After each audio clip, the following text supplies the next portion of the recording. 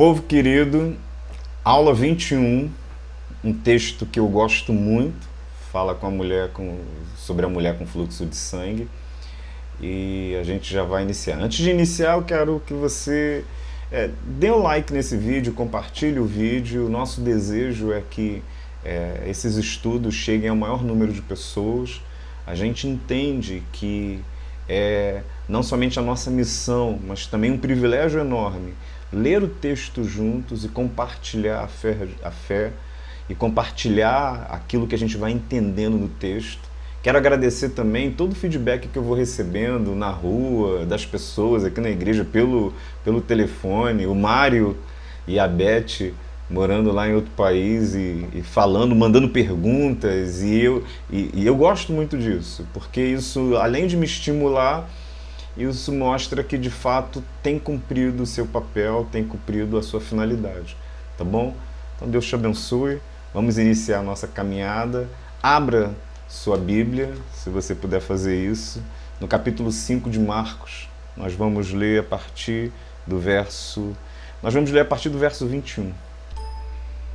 Título que eu coloquei: A Tua Fé Te Salvou, aula 21, e a gente vai ler um pouco antes do texto que a gente vai usar. A gente vai ler a partir do verso 21 do capítulo 5. Tendo Jesus voltado de barco para o outro lado, reuniu-se em volta dele uma grande multidão e ele estava junto do mar. Então chegou um dos chefes da sinagoga, chamado Jairo, e vendo, prostrou-se aos pés de Jesus e lhe pediu com insistência: Minha filhinha está morrendo. Venha impor as mãos sobre ela para que seja salva e viva. Jesus foi com ele. A fama de Jesus já era notória, os religiosos tinham vindo do país inteiro, de Jerusalém, para compreender quem era aquele homem que estava ali, o que diziam sobre ele, ver os seus atos. Jesus já estava no meio do povo, caminhando, e evidentemente que essa fama vai se espalhando. Então as pessoas vão se achegando. E aí, mesmo que Jairo seja alguém responsável, um dos chefes da sinagoga, e poderiam ter algum tipo de dificuldade, a verdade é que nesse momento a vida da filha dele corria riscos, né? Então esse tipo de dificuldade e de falta de forças para resolver, de falta de recursos, faz com que ele vá na direção de Jesus, faz com que ele vá ao encontro de Jesus. E Jesus vai com ele, mas diz o texto que Jesus interrompe a caminhada para chegar na casa do Jairo, porque uma mulher, sem se identificar, de uma maneira sorrateira, até toca no seu vestido, na orla do seu manto ali. E quando ela faz isso, Jesus interrompe o que está fazendo, e é esse o texto que nós vamos ler. Então, na próxima semana, a gente, na aula 22, vai falar sobre a cura da filha de Jairo. Mas eu quis dizer e quis falar antes sobre a mulher com fluxo de sangue, que está do 25 ao 34. Então, Jesus foi com ele, e uma grande multidão seguia Jesus, apertando de todos os lados. Estava ali certa mulher que havia 12 anos vinha sofrendo de uma hemorragia. Ela havia padecido muito nas mãos de vários médicos e gastado tudo o que tinha, sem contudo melhorar de saúde. Pelo contrário, piorava cada vez mais. Tendo ouvido a fama de Jesus, então é isso que a atrai, ela sabe quem é Jesus, ela sabe que ele é o Messias, ela sabe que ele é o Filho de Deus, ela sabe todas as coisas de Jesus, a fé dela é concreta na pessoa e na revelação do Cristo? Claro que não. Ela está, como todo povo, na esperança do livramento de Deus, na esperança da ação de Deus, e ouve a fama de Jesus e confia naquilo que brota no coração dela. A mulher chegou por trás dele, no meio da multidão, e tocou na capa dele, na orla, né, do manto. Existiam determinadas vestimentas assim, na orla, e tocou na capa dele, porque dizia, Marcos tem um cuidado até de registrar o pensamento da mulher naquele momento, porque dizia, se eu apenas tocar na roupa dele, ficarei curada. Logo, a hemorragia estancou e ela sentiu no corpo que estava curada daquele mal. Jesus, reconhecendo imediatamente que dele havia saído o poder, virando-se no meio da multidão, perguntou: quem tocou na minha roupa? Os discípulos ficaram atônitos e perplexos com aquela pergunta. A multidão se acotovelando em volta dele, muita gente o empurrando, puxando, ele indo junto ao apelo aqui do Jairo, da sinagoga. Alguém tocou na minha roupa. Os discípulos não entendem, evidentemente. Os discípulos responderam: o Senhor está vendo que a multidão o aperta e ainda pergunta quem me tocou? Ele, porém, olhava ao redor para ver quem tinha feito aquilo. Então a mulher, amedrontada e trêmula, ciente do que lhe havia acontecido, veio, prostrou-se diante de Jesus e declarou-lhe toda a verdade. Então Jesus lhe disse: filha, você foi salva porque teve fé. Vá em paz e fique livre desse mal. Esse texto para mim é muito interessante, eu gosto muito dele. Primeiro, porque ele faz uma conexão com o texto do endemoniado e agora o texto da mulher. O endemoniado, ele é um marginalizado naquela cidade. Ele é um marginalizado. E ele é um marginalizado, evidentemente, ele está à margem daquela sociedade, evidentemente por todas as dificuldades, os prejuízos, as dores que ele causou e pela profunda impossibilidade de estar convivendo com pessoas ali. Então as pessoas tentam contê-lo, ele não pode ser contido, ele não consegue viver no meio de gente, tem que viver no meio do cemitério, tem que viver no meio dos bichos. Ele é um marginalizado. Jesus esteve diante dele, diante daquele poder que subjugava a vida dele, um poder além das forças daquela cidade, e Jesus subjuga aqueles poderes, Jesus expulsa aqueles demônios, Jesus o traz de novo para a vida, o restaura de novo. Ele aparece com Jesus assentado, banho tomado, organizado, falando calmamente como uma pessoa, e Jesus devolve a vida. Vá para tua casa, vá para tua casa.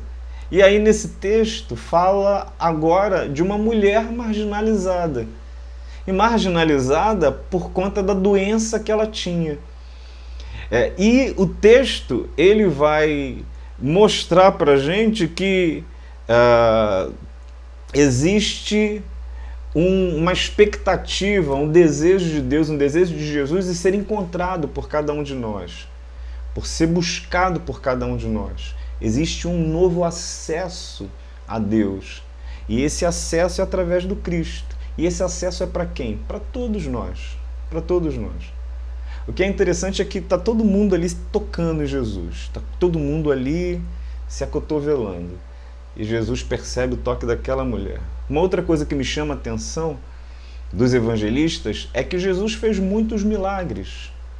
Mas por que eles resolveram registrar esse milagre específico como um dos primeiros milagres que Jesus fez dentro daquele cenário, daquela realidade? Por isso, eu quero te convidar a fazer uma imersão nesse texto, e eu estou colocando no texto aqui. Quero te dar novos óculos para ler o texto. Óculos da graça, porque para mim o que acontece nesse texto é uma revolução da graça, uma revolução da graça, e uma revolução de todo o nosso conceito sobre como, quando e onde nós podemos encontrar a Deus. A resposta da religião é clara: como, quando e onde Deus pode ser encontrado. Mas qual é a resposta da fé cristã? Qual é a resposta de Jesus? Qual é a resposta da caminhada cristã? Quando e onde Deus pode ser encontrado? O que está sendo operado nesse texto é uma verdadeira revolução da graça de Deus, da maneira como Deus se deixa ser encontrado, da maneira como Deus se deixa achar e da maneira como Deus vem se aproximar de nós. Antes um Deus distante, antes um Deus enfurecido no Antigo Testamento, Antes um Deus em que a minha santidade, a minha doença, a minha loucura, o meu pecado sempre fazia separação entre mim e esse Deus. Agora um Deus que me convida a trazer o meu pecado, a vir para Ele, a me encontrar com Ele, a me achegar a Ele, mesmo com o meu pecado, mesmo com as minhas dores, mesmo com as minhas questões, mesmo com as minhas dificuldades, mesmo com as minhas crises. É um texto muito interessante. Eu vou... Lá no final do nosso texto, eu não vou poder me empolgar muito, porque senão tomo muito tempo. Lá no final do nosso texto, eu coloquei a bibliografia, coloquei 2 materiais, que são os materiais que eu vou usar direto aqui. Inclusive, essa parte da estrutura do texto, eu estou usando desses materiais. O primeiro material, eu achei uma dissertação de mestrado falando sobre a teologia e a medicina na questão desse texto, na leitura de Lucas. Eu achei muito interessante. Então eu fiz alguns recortes e aí tive um pouco mais de trabalho para deixar disponível para você. E são esses recortes que estão me guiando também para a leitura do texto. E um outro material é o material de um historiador. Ele fala sobre a história do medo e em um determinado momento ele vai tentar fazer uma espécie de caminho de compreensão da história da mulher. E um pouco do medo da mulher, da misoginia, do sofrimento que a mulher teve por conta de determinadas compreensões que as sociedades foram tendo ao longo dela. Então esses 2 materiais, eles estão disponíveis, eles vão estar disponíveis no Drive da nossa disciplina, que está lá disponível quando você abre a página e vê lá os links que eu coloco à disposição. E a bibliografia está no final do texto, ok? Então a estrutura do texto, a gente poderia olhar mais ou menos dessa maneira. O texto faz a descrição da doença e a busca frustrada por cura. A ação da mulher hemorrágica e a cura imediata. A revelação da cura e a mulher é despedida em paz, ok? Então é em cima dessa estrutura que esse autor da dissertação nos presenteou que eu vou organizar essa nossa leitura. Então a primeira parte, a descrição da doença e a busca frustrada por cura. Estava ali certa mulher que havia 12 anos havia sofrido de uma hemorragia. Ela havia padecido na mão de vários médicos, gastando tudo que tinha, sem contudo melhorar de saúde. Pelo contrário, piorava cada vez mais. Essa é a descrição. É claro que essa mulher, ela vivia dentro de um contexto social muito difícil e muito doloroso. O povo naquela época vivia uma realidade de sofrimento. Sobretudo os pobres e os doentes. A gente tem sempre a mendicância, aqueles que viviam pelas estradas pedindo ajuda, muitos pobres e muitos doentes. Essa população, ela enfrentava uma carência muito grande de Deus e ela procurava alguém que pudesse ajudar a curar as suas enfermidades. E naquela época, como as pessoas não dispunham de médicos, de hospitais e por aí, então elas ficavam à mercê de mágicos, de curandeiros, de exorcistas e de muitos espertalhões. Evidentemente, em toda a sociedade que as pessoas ficam à mercê dessas pessoas para que elas possam ser assistidas, elas também podem sofrer muito abalo e muita exploração. Essa mulher está dentro dessa realidade. Ela sofre de uma hemorragia e aqui, já em cima desse texto, coloquei até o endereço aqui, mas tem lá na bibliografia também. Hemorragia é o extravasamento do sangue para fora dos vasos sanguíneos, e no caso da mulher descrita pelo evangelista, entende-se que ela sofria de metrorragia, que parece que é hemorragia uterina. Então, existem consequências físicas da dor que essa mulher tinha. Ela sofria em diversos sentidos. Ela sofria pela doença hemorrágica, pela questão ginecológica, extremamente custosa e difícil para as mulheres. A gente, como homem, não consegue, às vezes, compreender, mas a gente convive com elas e percebe isso. Cólicas e todas as outras dificuldades que surgem. O fluxo sanguíneo constante que cria por si só uma debilidade. Claro que vai criar debilidade. O homem vai doar uma bolsa de sangue, vai fazer a doação de sangue, aí doa uma bolsa de sangue e sai de lá quase morto, assim. Porque doou uma bolsa de sangue, já passando mal, tremendo, precisa comer rápido porque estava em jejum, homem. Imagina a mulher quando perde os fluxos que perde em todos os meses, durante um determinado período, o que já é debilitante. Para essa mulher que não se via livre dessa dificuldade, livre desse problema, evidentemente que essa situação, se não fosse resolvida por Jesus, poderia levá-la à morte. 12 anos de padecimento. Problemas também ocasionados pela doença, empobrecimento ocasionado pelos gastos com os médicos. Ela gasta com médicos, com toda essa prática da medicina que existia na época, muito precária, mas ela vai tentar gastar os seus recursos e eles também não conseguem resolver com ela. E ela sofre também, essa situação física traz para ela uma série de outras consequências. E ela sofre também pela discriminação religiosa que a mulher sofria. E pelo fato de estar, segundo a lei, permanentemente impura. Lá em Levítico, depois você pode ler o livro de Levítico, no capítulo 45, se eu não me engano, vai falar sobre essa questão da impureza, das impurezas, e uma das questões das impurezas, um dos itens da questão das impurezas, tem a ver com a mulher no período menstrual, que precisa ter determinados cuidados, determinados afastamentos, e naquele período e naquele tempo ela é considerada pela lei impura. Ok? Eu coloquei alguns textos e eu faço questão de lê-los para que você possa perceber as implicações desse texto. Então, ainda a questão das implicações físicas da doença. E aí eu coloquei aqui. Uma mulher que sangre por um ano inteiro, fisiologicamente teria anemia, desproteinização, astenia, podendo inclusive morrer. No caso daquela mulher que sangrava por 12 anos, o sofrimento deve ter sido imaginável. Estar doente limita as reações individuais, nesse estado a pessoa fica com astenia, sem vontade de realizar suas atividades. Em muitos casos a doença imobiliza o doente, ficando impossibilitado de locomoção. E no caso da mulher hemorrágica, além dos problemas físicos decorrentes da doença, dependendo do contexto cultural, ela pode ter ficado deslocada do ponto de vista psicológico, com sentimento de inferioridade e depressão. É claro que isso aconteceu. E aí a gente tem não somente implicações físicas da doença. Então, a doença já é um mal físico que já nos debilita, que já de alguma forma toca em nós e já nos coloca num outro estado e numa outra caminhada, num outro momento de vida.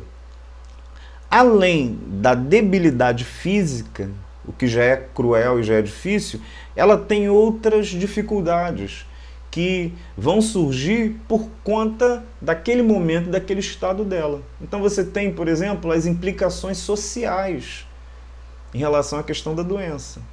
Quero ler o texto aqui. O que se sabe através dos evangelhos é que a doença da mulher anônima é hemorrágica, em decorrência da qual ela ainda experimenta um processo amplo de marginalização e empobrecimento, uma vez que a doença hemorrágica representava contaminação para todas as pessoas que tocassem na mulher enferma ou em objetos o qual tivesse entrado em contato. A mulher era certamente segregada e discriminada por todas as pessoas de seu convívio social. A doença causava-lhe vergonha e separação das outras pessoas.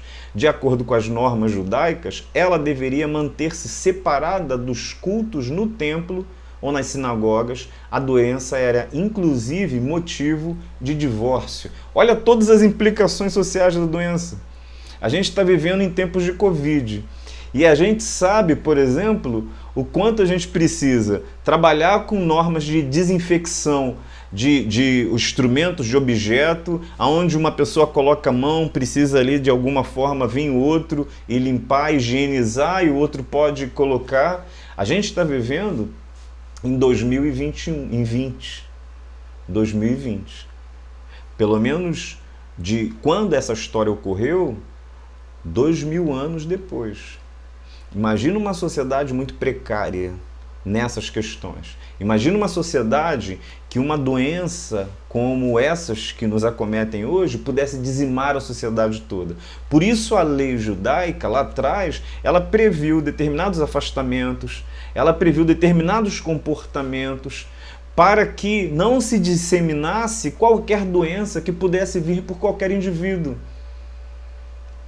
Agora, a gente fica dentro das nossas casas e a gente fica suspirando, poxa, mas que saudade de dar um abraço, que vontade de dar um beijo. Imagina os avós que perdem contato com os netos e por amor os netos se afastam e aí não pode dar um beijo, não pode dar um abraço. Olha as implicações dolorosas, afetivas dessa doença. Olha como é que ela cria determinados movimentos de afastamento. Só que hoje nós temos recurso.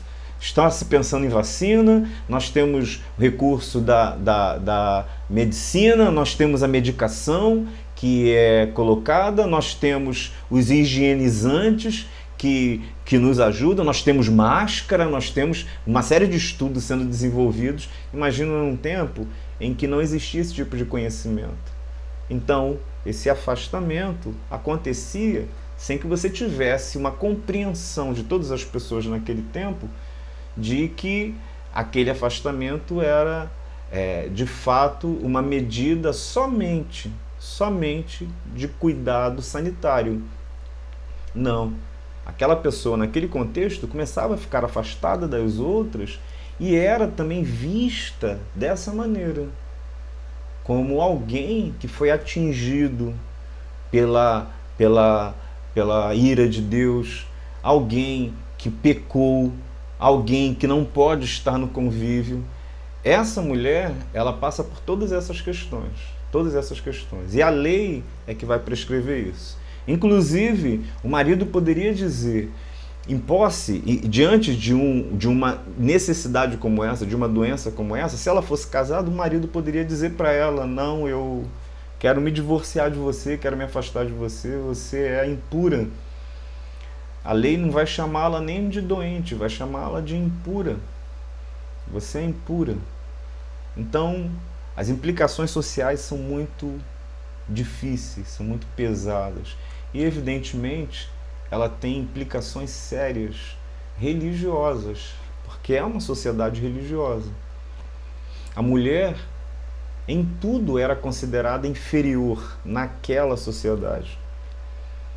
Era ilícito uma mulher, naquela sociedade, receber ensino religioso. No templo, elas não podiam adentrar no mesmo recinto que estivessem os homens. Uma mulher normal, uma mulher sem problema nenhum, mas ela não podia receber ensino religioso, não podia se adentrar no templo onde os homens estivessem, elas não podiam realizar a leitura da lei, e a lei era a vida deles. Elas não podiam realizar a leitura da lei, elas não podiam falar nas sinagogas, e elas nunca poderiam servir de testemunho. Por isso que se tivesse diante de uma situação, tomar uma decisão, e o testemunho foi de uma mulher, esse testemunho não vale de nada. Naquele contexto. No caso da mulher hemorrágica, então, além de todas essas proibições, ela era considerada permanentemente impura em relação a toda a comunidade, inclusive as outras mulheres. Então é como se ela estivesse numa condição mais inferior ainda. Inferior a todos os outros, inferior inclusive às mulheres, porque ela não tinha acesso a mais nada. E é claro que naquela sociedade religiosa, a compreensão deles é que algo de Deus, da vontade de Deus, da ira de Deus, pesava sobre aquela pessoa. Ela era também uma maldita diante de Deus e diante da sua comunidade. Pensa o seguinte, nós estamos 2000 anos após estes fatos narrados pelos evangelhos. E hoje a gente fica se perguntando se Deus permitiu que o Covid viesse por causa do nosso pecado, por causa da nossa maldade, porque o ser humano está longe dele. Olha as nossas questões. Ninguém que viva uma doença dura, difícil, debilitante, consegue passar por essa doença sem se fazer essas perguntas. Ninguém adoece, por exemplo, de câncer e olha para si mesmo e nos seus momentos, seja essa pessoa crente ou não crente, seja essa pessoa da igreja ou fora da igreja, quando ela recebe o diagnóstico, em algum momento da sua caminhada, ela vai se perguntar: por que eu? O que eu fiz de errado? Por que não ele, não ela, ou mesmo não ele, não ela, por que ninguém? O que eu fiz para merecer isso? Vai procurar em si os seus merecimentos ou não, vai procurar em si as suas dificuldades ou não, e no final das contas a gente acaba acreditando a Deus essas questões. Então, diante da comunidade, essa mulher, ela não tinha somente a questão das dores físicas e da dificuldade física, da exclusão social, da marginalização social, mas também da questão da religiosidade, da religião. Ela não podia mais estar nos ambientes de culto, nos ambientes de sacrifício. Ela não podia mais se dirigir a Deus, ela não podia mais se aproximar de Deus, ela não podia mais sacrificar a Deus. Até Deus a excluiu. Até Deus a pôs de fora, até Deus a pôs de lado. Então as dores, evidentemente, dessa mulher são dores terríveis, são dores mais do que físicas, são dores emocionais, são dores afetivas, e essas dores são terríveis. Muito interessante isso. E uma outra coisa que eu quero te chamar a atenção, que é muito bonito no texto, é o fato desse milagre ser específico com uma mulher. E a maneira como Jesus fala com ela, a maneira como Jesus para o que vai fazer para dar atenção a ela, a maneira como Jesus a inclui, como Jesus a chama para perto. Por isso nós, como cristãos, podemos afirmar que Cristo quebra essa barreira de distanciamentos e de segregação de quem quer que seja, inclusive das mulheres. Em Jesus, você não percebe nenhum tipo de olhar desviante da mulher na sua condição. Pelo contrário, o ministério de Jesus é um ministério que traz o feminino para perto e coloca ele no lugar onde lhe é devido. E eu quero fazer uma espécie de abrir e fechar de parêntese, porque uma das dificuldades então que aquela mulher tinha é porque ela era mulher. Ela era mulher. E naquela sociedade, ser mulher era uma situação de bastante luta. A vida sempre foi difícil para as mulheres. A vida sempre foi difícil para as mulheres. Não é o tempo de hoje que é difícil. Ser mulher é, de fato, ter coragem para enfrentar uma série de dificuldades, uma série de situações. E eu quero te mostrar isso. Existe na nossa sociedade algo que eu pessoalmente combato, mas a igreja combate, e graças a Deus essa igreja, a nossa igreja aqui, os seus pastores combatem, que é algum tipo de preconceito, de discriminação, de dizer que a mulher está em segundo nível, de dizer que a mulher está como um apêndice do homem. Não, homem e mulher foram criados por Deus, homem e mulher caminham juntos, homem e mulher se suportam, se sustentam e caminham e constroem, homens com as suas características, mulheres com as suas características, mas nunca separados. E a gente afirma isso por conta daquilo que a gente vê em Jesus. Então, essa dificuldade com a mulher, essa inferiorização da mulher, acompanhou a história da humanidade e ainda acompanha durante muito tempo. E a gente ainda vai conviver, infelizmente, com essas dificuldades durante muito tempo. Eu tenho 3 meninas, né? Eu sempre falo das minhas filhas. De vez em quando as pessoas vinham brincar comigo, vinham perguntar, e sempre me perguntavam assim: pastor, você tem 3 meninas? Você estava tentando fazer um menino, aí foi vindo menina? Porque a sensação é que se eu não tive um filho homem, eu não passei pela plena experiência da paternidade. Quantos tiveram meninas, famílias, né, numerosas, né, tiveram várias filhas mulheres, e aí continua tendo filho até que viesse um menino para poder se dar o luxo de não, vamos parar de ter filho agora, porque agora eu estou satisfeito, agora eu senti que eu realizei plenamente a minha paternidade. Como se a mulher fosse uma filha menor, né, do que o homem. Se você não tivesse filho homem, esse tipo de pensamento talvez hoje seja menor, graças a Deus, mas foi um pensamento muito firme em séculos passados, em anos passados. Sobretudo porque era o homem o principal em todos os aspectos. O nome da família passava por ele, a responsabilidade da família passava por ele, a questão da herança passava por ele. Sem o homem na família, a mulher não estava garantida a sua sobrevivência. Isso você vai ver no texto bíblico em diversos aspectos. Por isso, o lugar de Jesus e a maneira como Jesus olha para essas questões e lida com essas questões e se apresenta diante de uma mulher é importante. Então eu falei bastante, eu sabia que esse estudo eu ia me alongar um pouco nessas questões porque elas são importantes. Então eu vou trazer um recorte de uma série de citações que é tirada de um livro que eu deixei lá na bibliografia. Você pode depois ler o livro nas páginas que foram disponibilizadas e perceber como o historiador tentou retratar essa questão do desafio de ser mulher.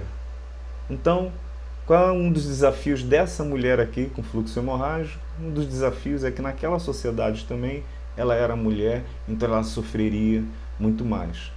Todo judeu sério, ele diria, e ele orava todos os dias, dizendo: bendito sejas tu, eterno, nosso Deus, Rei do Universo, que não me fizeste mulher. A mulher orava com resignação.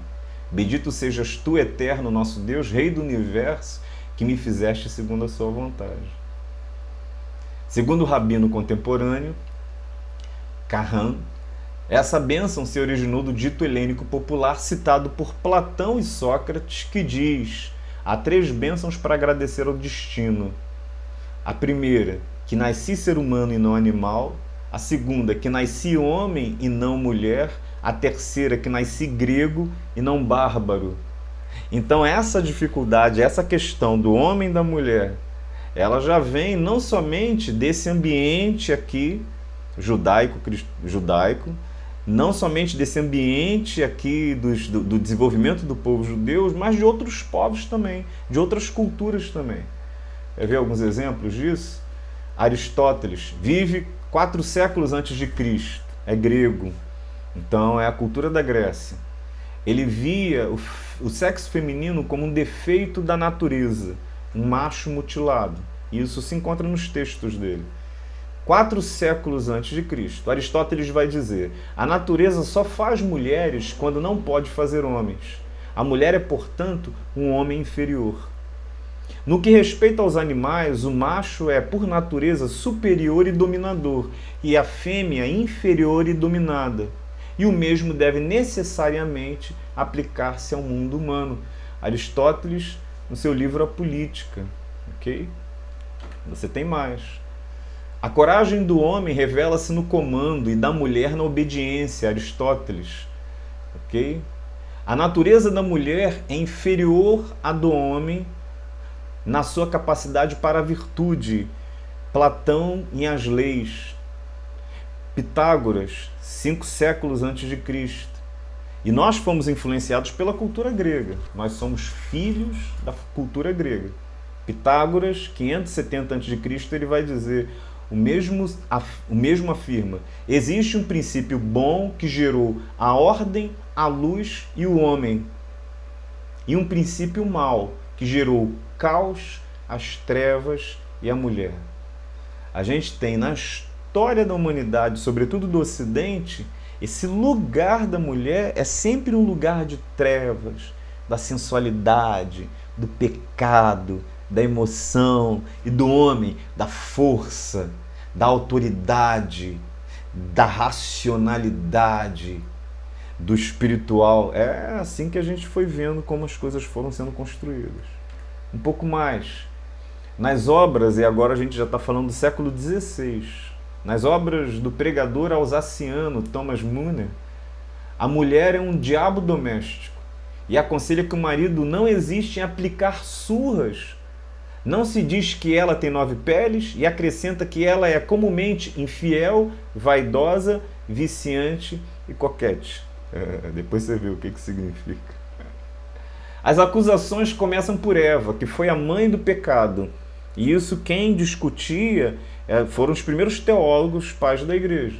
É claro que há muita beleza que dizia-se sobre a mulher, mas esse tipo de pensamento, ele convivia com essas perspectivas e ele foi sendo desenvolvido ao longo da formação do Ocidente, da formação da igreja, da formação do ser humano, da formação do homem, da formação das sociedades. Então Eva, mãe do pecado, portanto toda mulher é a arma do diabo, a corrupção de toda lei. Ela atrai os homens por meio de chamarizes mentirosos, a fim de arrastá-los para o abismo da sensualidade. É acusada também de transformar o bem em mal, a natureza em seu contrário, especialmente no que concerne ao domínio sexual. Lançam o mal olhado, são adivinhas ímpias e se servem de encantamentos. Toda mulher. Parece até, esse texto, parece até um dos textos que parece que o povo usa para justificar determinados abusos e estupros que a gente vê na nossa sociedade, infelizmente, por homens que dizem, mas a culpa não foi minha, foi dela que estava vestida daquele jeito que eu não pude me conter. É doloroso isso. É doloroso. Século XII, o monge de Cluny, Bernardo de Morlas, escreveu poemas monásticos. Num pequeno trecho de Du Competu Feminae, o que é todo dedicado ao desprezo à mulher, diz: a mulher é coisa má, coisa malmente carnal, carne toda inteira, dedicada a perder e nascida para enganar, abismo inaudito, a pior das víboras, bela podridão, atalho escorregadia, coruja horrível, porta pública, doce veneno. A partir do século XVI, as instruções aos confessores foi leitura de milhares de confessores da Igreja Católica, que em resumo aconselhava: a religião que importa é a dos homens. Em um conflito conjugal, o confessor jamais reconhecerá o erro do marido diante da sua esposa. Na minha experiência, por exemplo, eu dou aula em seminário. Hoje, no curso de teologia, você começa a ver mulheres no curso de teologia. Se você chegasse há décadas atrás, você só veria homens no curso de teologia. Sem a gente perceber, a gente não sabe como é que a gente vai adquirindo estas perspectivas e esses olhares.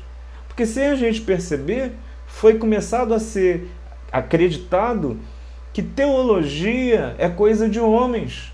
Porque para entender das coisas de Deus, para estudar seriamente as coisas de Deus, é coisa de homens. O interessante é que isso, na realidade, não é o que acontece. A grande maioria das nossas igrejas são mulheres. São elas que trabalham, são elas que se envolvem. Dentro das casas, a vida de oração, a vida de cuidado com a família, de relação com Deus, são elas que estão ali abraçando caminho. A gente precisa pegar os homens, laçar e trazer com força. As mulheres vão com muita facilidade. Nós temos organizações e um trabalho maravilhoso feito pelas mulheres, mas a elas era sonegado a possibilidade de estudar, de crescer, de entender. Muito interessante isso. Laurent Joubert, médico de Henrique III, chanceler e juiz da Universidade de Medicina de Montpellier, em seu livro Erros Populares, 1578, afirma que o macho é mais digno, excelente e perfeito que a fêmea, o qual é como uma imperfeição, quando não se pode fazer melhor, pois a natureza pretende fazer sempre a sua obra perfeita e acabada. Mas se a matéria não é própria para isso, ela faz o mais próximo do perfeito que pode. Então, se a matéria para isso não é bastante própria e conveniente para formar um filho, faz com ela uma fêmea que é, como diz Aristóteles, um macho mutilado e imperfeito. Está percebendo como é que esse pensamento ele viaja com o tempo? Ele vai se organizando e ele vai passando de geração em geração, e a gente já está falando de 1000 anos, de 1200 anos, de 1300 anos, e o pensamento continua vivo. Continua vivo. A gente está terminando aqui. A mulher é um homem inacabado, deixada de pé num grau de inferioridade na escala de desenvolvimento. Tem uma outra citação.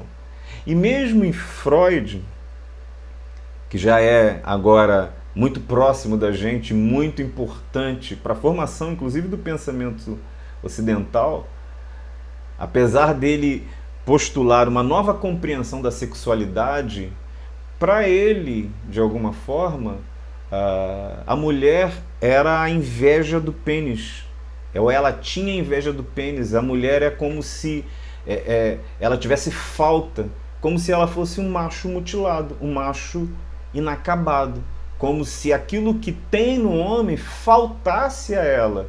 E, de novo, é uma ideia que vem mudando, mas que é tirada lá dos filósofos da antiguidade.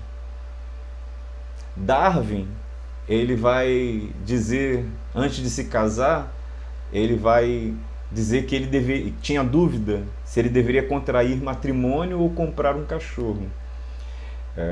Ele dizia: as mulheres eram necessárias, mas os cachorros, além de ser grandes companheiros, tinham outra vantagem: não falavam. Isso não é engraçado, isso é violento. Isso é profundamente violento. O que me toca nesse texto? Me toca nesse texto que esse texto é todo um texto dirigido e preparado e colocado para uma mulher. A mulher está no centro da história aqui, no encontro com Cristo. E um texto tão importante na história da humanidade, na história da igreja, você tem uma mulher anônima que sofre da dor das mulheres e Jesus dá acesso a ela. O texto vai falar sobre a ação, então, da mulher hemorrágica e a cura imediata. Tendo ouvido a fama de Jesus, a mulher chegou por trás, no meio da multidão, tocou na capa dele, porque dizia: se apenas tocar na roupa dele, ficarei curada. E logo a hemorragia estancou e ela sentiu no corpo que estava curada daquele mal. O que é interessante nesse momento aqui é que ela pensa consigo: se ao menos eu tocar. Por que ela pensa assim? E outra coisa, o texto faz menção de Jairo. E eu li sobre Jairo. O que Jairo faz? Jairo se dirige a Jesus diante de todo mundo, invade ali o acesso, a multidão, e pede insistentemente a Jesus, cara limpa ali, olhando para ele: minha filhinha está à beira da morte. Por favor, venha comigo e imponha as mãos. Aí o mesmo texto faz um corte, abre um parêntese e coloca uma mulher. E a mulher, ela não tem coragem de ir até Jesus. Ela não tem coragem de falar com Jesus. Ela não tem coragem de se dirigir, de pedir. Ela chega furtivamente, ela chega sorrateiramente, ela chega assustada, ela chega amedrontada e ela pensa: eu vou tocar pelo menos na roupa. Por quê? Porque poderia torná-lo impuro se tocasse nele. E ela não queria lhe fazer aquele mal. E ela queria lhe entrar e sair sem ninguém ver, por todas as implicações que nós já falamos daquela sociedade sobre uma mulher, e sobre uma mulher se aproximar de um homem, sobre uma mulher tocar num homem. Por isso é muito interessante essa disparidade. Jairo, homem religioso principal da sinagoga vai e fala abertamente. Ela, mulher, naquela sociedade se esconde para poder falar com Jesus. O texto vai dizer que Jesus, reconhecendo imediatamente que dele havia saído o poder, virando-se no meio da multidão, perguntou: quem me tocou? Quem tocou a minha roupa? Os discípulos responderam: o Senhor está vendo que a multidão aperta e ainda pergunta quem me tocou? Ele, porém, olhava para ver quem tinha feito aquilo. Então a mulher, amedrontada e trêmula, ciente de que lhe havia acontecido, veio e prostrou-se diante de Jesus, declarou-lhe toda a verdade. A mulher, amedrontada e trêmula, ela já tinha sido curada, mas ela ainda estava com medo, amedrontada e trêmula, porque ela tem que sair do anonimato e ela tem que se colocar diante de Deus. Nós estamos diante do Deus que enxerga todas as pessoas. Estamos diante do Deus que enxerga os invisíveis, os marginalizados, os inferiorizados e coloca-os no lugar onde eles precisam estar, porque eles foram criados para estar. E no reino de Deus é um reino de restauração de tudo, inclusive de restauração da criação, como Deus a fez, e os filhos amados, como Deus os fez. Deve-se reconhecer que dar atenção à mulher em público e ao curá-la, Jesus está rompendo tabus e preconceitos há muito estabelecidos na cultura judaica. De acordo com essas tradições, o judeu não deveria falar com qualquer mulher em público, incluindo sua própria esposa. Isso fica evidente no evento da mulher samaritana lá. Jesus, ele para e ele dá atenção, ele não vai junto com o cortejo tem que parar, ele tem uma necessidade, tem uma urgência, mas tem que parar, porque ele vai identificar o que vai acontecer, não vai deixar que aquele episódio passe despercebido. Ela já não teve o que queria, ela já não foi curada, então toca a vida. Não, ele para, abre-se uma roda, um clarão, quando ela se declara. As pessoas precisam parar o que estão fazendo. Tem uma mulher no centro da cena. Que lindo, que lindo, que lindo. Então Jesus lhe disse: filha, a sua fé salvou você. Vá em paz, fique livre desse mal. Eu gosto muito dessa expressão. Eu quero colocar esse texto para que você possa entender isso. Jesus dirige-se e chama de filha. É a única vez que Jesus chama uma mulher de filha. Indica-lhe que a sua fé a salvara.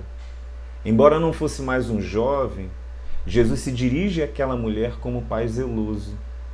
O testemunho público do milagre beneficiou tanto a alma daquela que confessou, quanto aqueles que estavam em volta e ouviram o que foi acontecendo.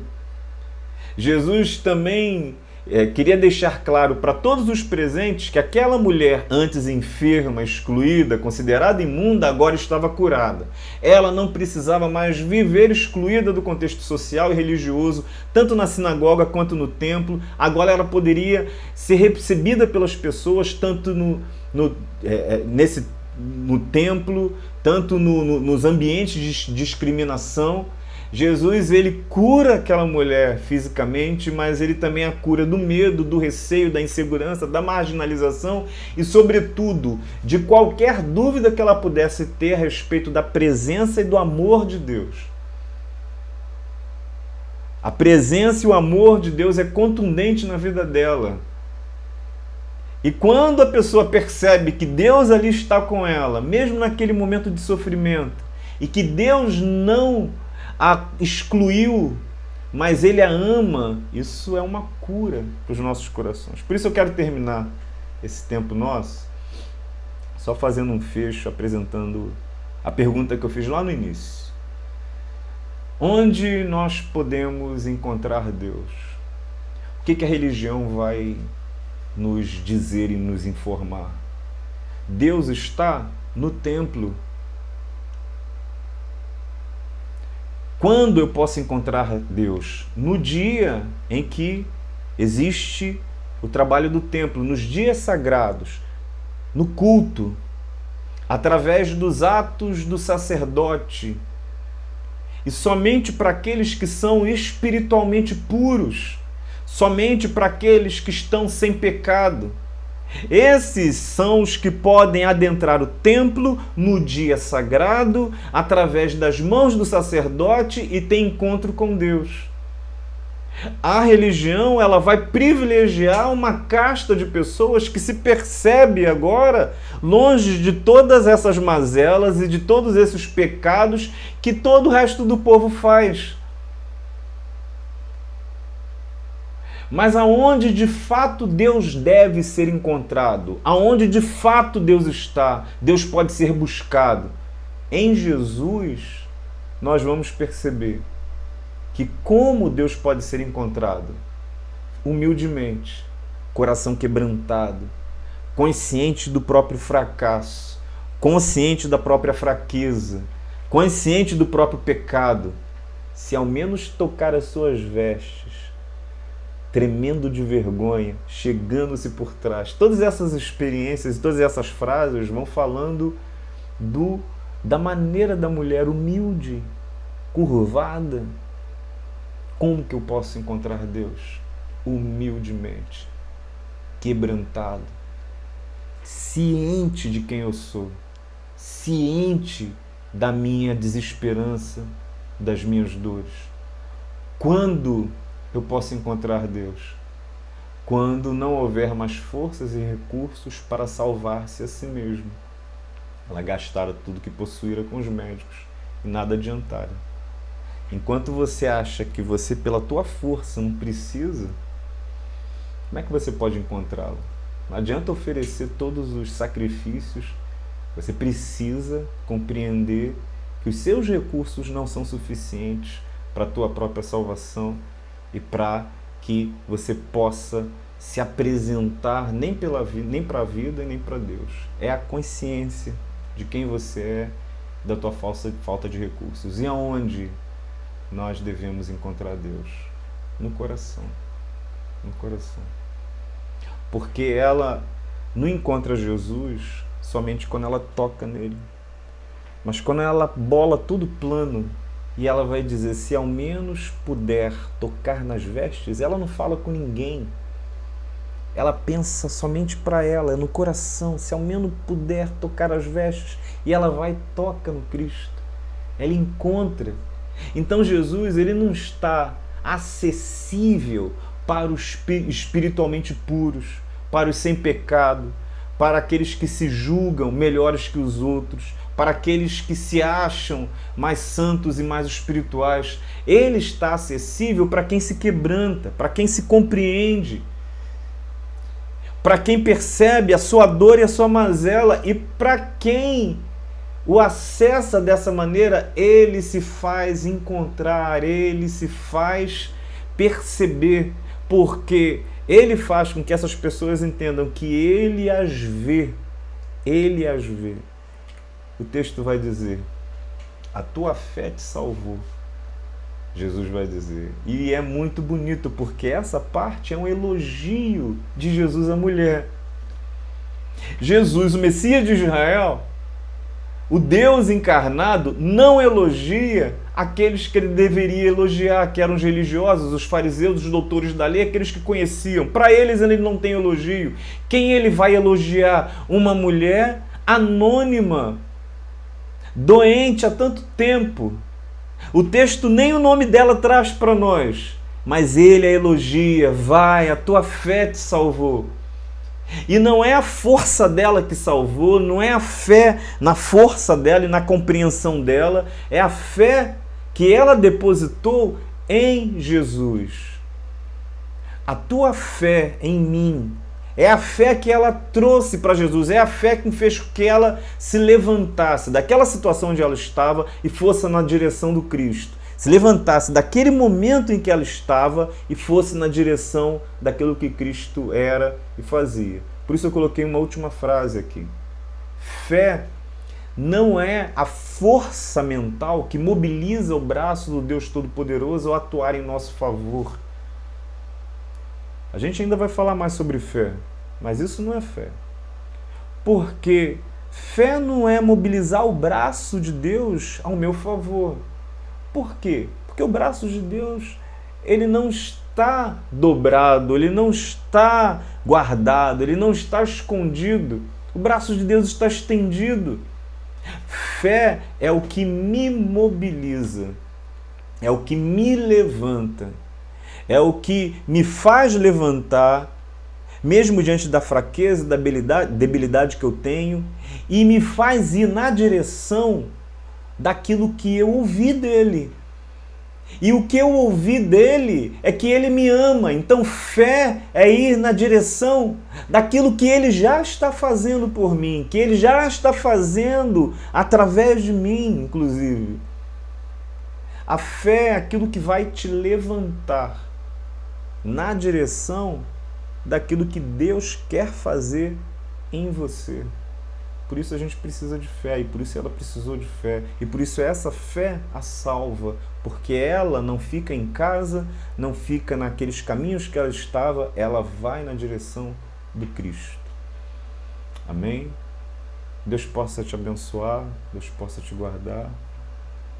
Um tempo de bênção. Todas as mulheres são queridas por Deus, as mulheres da minha vida, minha esposa que eu amo, minhas filhas, e todas as preciosas que, pela graça do Senhor, têm construído a vida e os desafios da vida. Deus possa todas abençoar. Baixe sua cabeça. Pai bendito, eu quero tão somente agradecer tua palavra, porque a tua palavra é fonte de vida e de libertação. Permita que, como tua igreja, tenhamos não somente a consciência, mas a coragem de afirmar o teu evangelho, que transforma todas as sociedades e todas as realidades, que levanta abatidos e abate aqueles que se exaltam, que nos traz um Deus de amor, que ama aquele que se posta de maneira humilde diante do Senhor. Toma-nos nesse tempo tão difícil, nos enfrentamentos que nós temos, abençoa todas as mulheres e todas as mulheres desse tempo que a gente vive, desse mundo, as que enfrentam dores, as que estão debaixo de violência, debaixo de algum tipo de repressão. Cuida, guarda, nos ajuda a construir uma sociedade justa, Pai. Ainda que esse mundo seja cada vez pior, permita que sejamos o bom perfume do Senhor, lutando contra toda forma de agressão ao ser humano, criado à tua imagem, conforme a tua semelhança. É a oração que eu lhe faço em nome de Jesus. Amém e amém, Senhor.